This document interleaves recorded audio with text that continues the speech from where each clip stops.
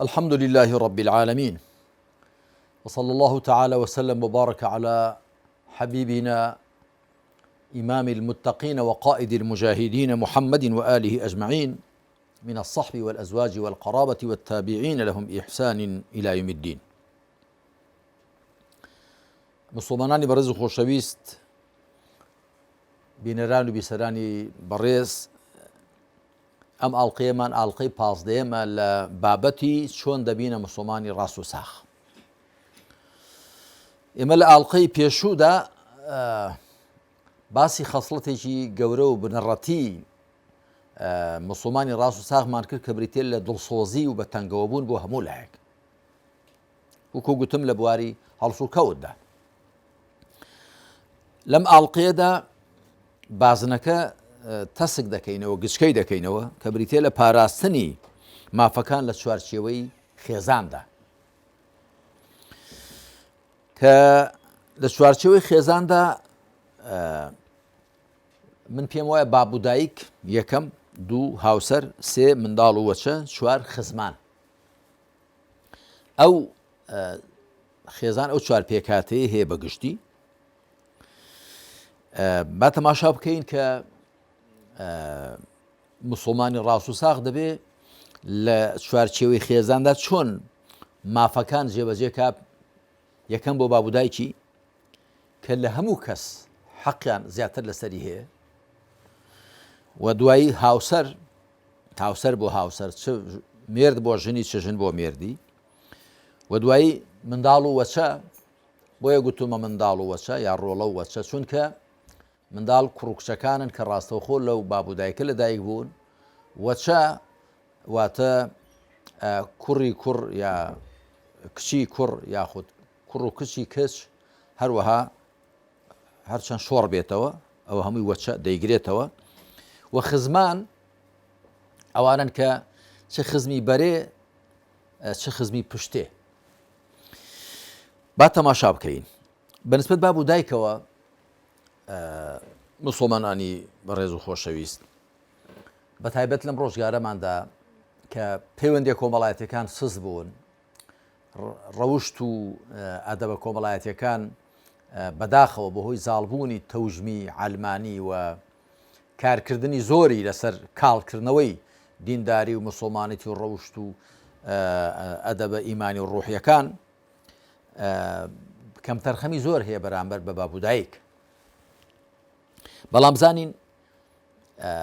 ئیسلام بۆ مسلمانێک کە دەیەوێ مسلمانێکی ڕاست و ساغ بێ چۆنی داناوە، دەبێت لەگەڵ بابودایکیدا چۆن بێ. بەلای کەمەوە لە 7 شوێنی قورئاندا، ئەوەی کە من ئێستا لە یادمە، خوا سوبحانە وتەعالا دوای فەرمانکردنی بە بەندایەتی کردن بۆ خۆی یەکسەر ئامۆژگاری کردووە، وەسیەتی کردووە کە دەبێت لەگەڵ بابودایکدا چاک بین.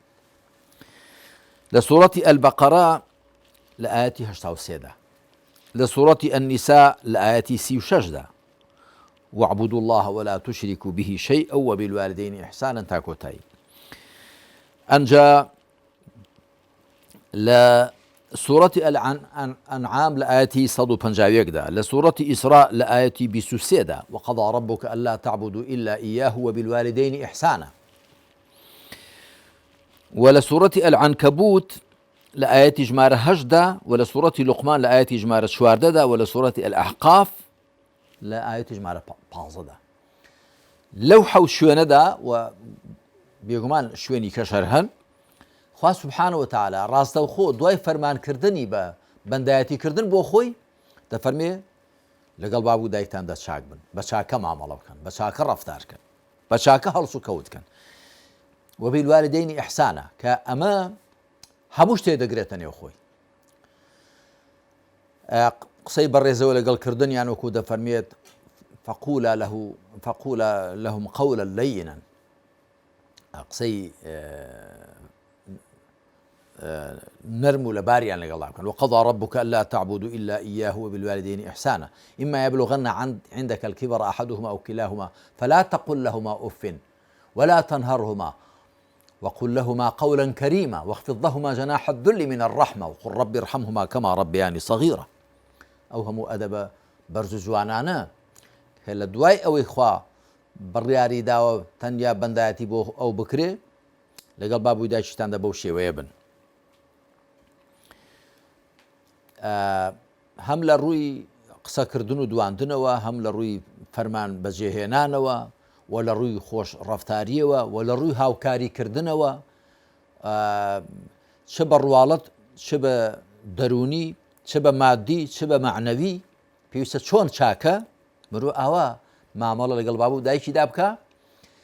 وخوا سبحانه وتعالى فەرمانی کردووە،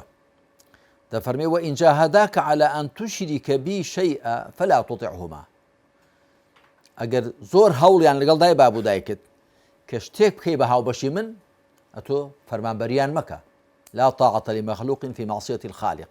بەڵام وصاحبهما في الدنيا معروفة. لە ژیانی دنیاییدا، لە هەڵسوکەوتی ڕۆژانە و ژیانی دنیاییدا هەر بە چاکە مامەڵەیان لەگەڵدا بکە، بەس لە گوناح و تاواندا بە قسەیان مەکە. یعنی گەر کەسێک بابوو دایکی کافریش بن، مشریکیش بن، و هەوڵیش لەگەڵ کوڕەکەیان لەگەڵ کچەکەیان بدەن کە بیکەنە کافر و مشریک، دەبێت لەوەدا بە قسەیان نەکە. بەڵام ئەوە نەکاتە بیان و پاساوی ئەوەی ڕێزیان نەگرێ و حرمەتیان نەگرێ و چاکەیان لەگەڵدا نەکە، دەبێت هەر لەگەڵیاندا چاک بێ بە دەقی ئاەت.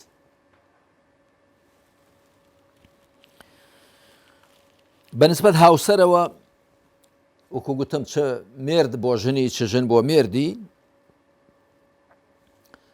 خوا سبحانه وتعالى لە چەند شوێنێکی قورئاندا باسی کردووە. جارێ ئەوەی کە وەکو بناغەوایە بۆ مامەڵەی ژن و مێرد پێکەوە، ئەو ئاەتە مبارەکەی سوورەتی الرومە کە دەفەرمێ ومن آياته أن خلق لكم من أنفسكم أزواجا لتسكنوا إليها وجعل بينكم مودة ورحمة إن في ذلك لآيات لقوم يتفكرون. لە نیشانەکانی پەروەردگارێتی خوا، خاوەندارێتی خوا بۆ گەردوون و مرۆڤ و ژیان ئەوەیە کە لە خۆتان هاوسەرانی بۆ ڕەخساندوون، تاکو بەهۆی هاوسەرەکانتان و ئۆخژن و ئارامیتان بۆ بێ. جا هەم مێرد بەهۆی ژنیەوە ئۆخژن و ئارایم بۆ دی، هەم ژن بەهۆی مێردیەوە. وجعل بينكم مودة ورحمة، و لە نێوانتاندا خۆشەویستی و بەزەیی داناوە. دەبێ هەم خۆشەویستیتان بۆ یەکدی هەبێ، هەم بەزەییتان بەرامبەر بە یەکدی هەبێ. إن في ذلك لآيات لقوم يتفكرون. لەوەدا نیشانە هەن، بەڵگە هەن بۆ کۆمەڵێک بیر بکەنەوە. نیشانە هەن لەسەر بەرزی و مەزنی خوا، لەسەر میهرەبانی خوا بەرامبەر بە بەندەکانی. وەگەر نێرومێ نەبوونایە ژیان بەردەوام نەدەبوو، وەچەی بەشەر بەردەوام نەدەبوو. و بەتەئکید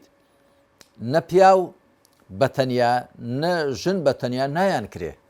هەر پێویستیان بە یەکدی هەیە، هەم بۆ بەردەوامبوونی ژیان، هەم بۆ ئەوە کە مایەی ئۆخژن و ئارامی و ئۆقرەگرتن بن بۆ یەکدی. کەواتە لە هەر ماڵێکدا یاخود هەر ژن و مێردێک بەو شێوە پێکەوە مامەڵە نەکەن کە پێکەوە ئارام بگرن، پێکەوە ئۆقرە بگرن، پێکەوە هێمنی ئارامیان بۆ بێ، سەکینەتیان بۆ بێ. مانای وایە لەسەر ئەو بناغەیە پێکەوە مامەڵە ناکەن کە خوا دایناوە. و هەر ژن و مێردێک پێکەوە بۆ یەک دڵسۆز نەبن، یەکدیان خۆش نەوێ، ڕەحم و بەزەیە و پەرۆشیان بەرامبەر بە یەکدی نەبێ، ماناوە لەسەر ئەو بناغەیە نین کە خوا دایناوە کە دەبێ خێزانی لەسەر بەڕێوە بچێ. هەروەها خوا سبحانه وتعالى بەگشتی هەم بۆ ژن و هەم بۆ وەچە و منداڵەکان دەفەرمێ يا أيها الذين آمنوا قوا أنفسكم وأهليكم نارا وقودها الناس والحجارة عليها ملائكة غلاظ شداد لا يعصون الله ما أمرهم ويفعلون ما يؤمرون. لسورة التحريم آيتي ژمارە 6 دەفەرمێ ئەی ئەوانەی بڕواتان هێناوە، خۆتان و ماڵ و خێزانتان، هاوسەر و منداڵەکانتان لە ئاگرێک بپارێزن و چەپاڵە بدەن کە سوتەمەنیەکەی بەرد و مرۆڤە. فریشتانێکی بەسەرەوەن، زۆر زبرن و زۆر سەختن، واتە لە ڕووی معنەویە زۆر زبرن و لە ڕووی جەستەیە زۆر زۆر سەخت و بەهێزن، و سەرپێچی لە هیچ فەرمانێکی خوا ناکەن، هەرچی پیان بفەرمێ ئاوا ئەنجامی دەدەن. هەر لەو سیاقەدا لە مەسەلەی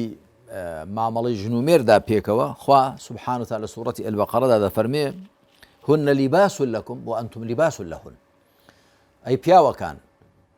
ژنەکانتان بۆ ئێوە پۆشاکن ئێوەش بۆ ئەوان پۆشاکن جا پۆشاک مرۆڤ دەپارێزێ لە سەرما و گەرما ئەی بۆ عاری مرۆڤدا دەپۆشێ مرۆڤ جوان دەکا کەواتە دەبێ ژنومێر ئاوا بن بۆ یەکدی دەبێ هەم ژن بۆ مێرد هەم مێرد بۆ ژن پارێزەری یەکدی بن لە ناڕەحەتیەکانی ژیان و گەرمکەرەوەی یەکدی بن و داپۆشەری عیب و عاری یەکدی بن و بەرژەوەندیەکانی یەکدی پێکەوە دابینکەن و یەکدی جوانکەن یەکدی جوان و شیرینکەن لەبەر چاوی خەڵک هەروەها هەر لەو بارەوە خوا سبحانه وتعالى لە سوورەتی ئەلبەقەرەدا دەفەرمێ ولهن مثل الذي عليهن بالمعروف وللرجال عليهن درجة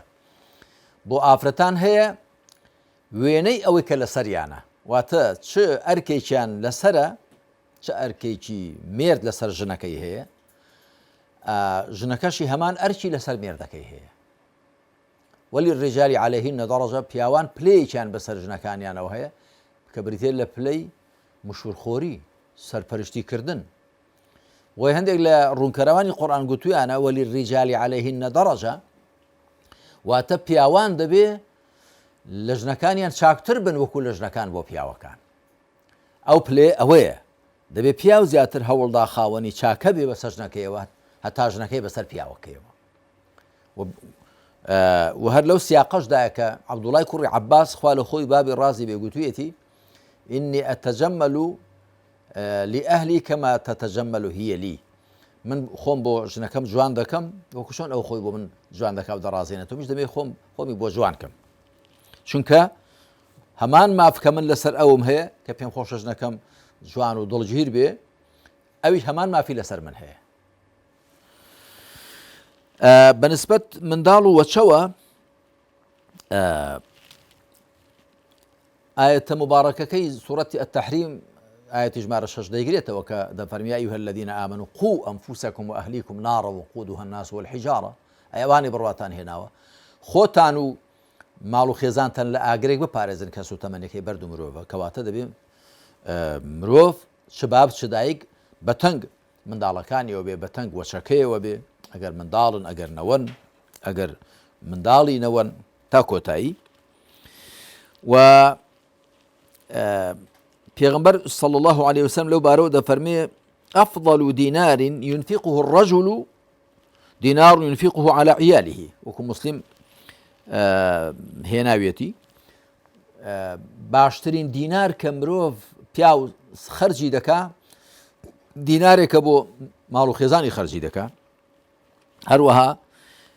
پیغمبر دەفەرمی عليه الصلاة والسلام إذا أنفق الرجل على أهله نفقة يحتسبها فهي له صدقة ئەمە هەم بوخاری بەژمارە 55 مسلم بەژمارە 1002 هێناویانە واتە ئەگەر پیاو ماڵێکی خەرج کرد بۆ ماڵ و خێزانی و مەبەستی بوو کە پاداشی لەسەر وەربگرێتەوە ئەو بۆی دەبێتە خێر و سەدەقە هەرچەند لەسەری واجبە کەس و کاری خۆی ماڵ و خێزانی بژێنێ بەڵام پاداشتێکی لە بەرامبەردا وەردەگرێ هەروەها پێغەمبەر عليه الصلاة والسلام دەفەرمێ كفى بالمرء إثما أن يضيع من يقوت ئەمە ئەبوو داود و ئەحمەد هێناویانە واتە مرۆڤ ئەوەندە گوناحەی بەسە ئەوەی کە دەبێ بیژێنێ و مشوری لێ بخوا و پێداویستەکانی بۆ دابینکە زایێ بکە لەبارەی خزمانیشەوە گومانی تێدانە کە خزمان هەر پلەیەکیان هەبێت لە خزمەتیدا چ لە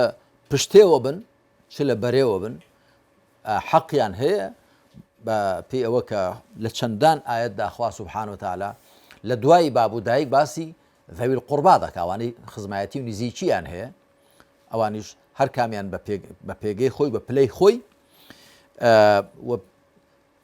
پێغمبەر عليه الصلاة والسلام دەفەرمێ خوا فەرموویەتی ڕەحیمم لە سیفەتی ڕەحمەتی خۆم داتاشیوە هەر کەسێک پەیوەندی خزمەتی بگەێنێ بەزەی خۆمی پێدەگەێن هەر کەسێک پەیوەندی خزمەتی بپشڕێنێ منیش بەزەی خۆمی لێ دەپشڕێنم ئەمە لە صحیح بوخاری مسلم داهاتووە خوا بە لەتف و کەڕەمی خۆی یارمەتیماندا لە چوارچێوەی ماڵ و خێزاندا حەقی باب و دایک حەقی هاوسەر حەقی منداڵ و وەچە و حەقی خزمان جێبەجێ بکەین. صلى الله على محمد وعلى آله وصحبه أجمعين والحمد لله رب العالمين.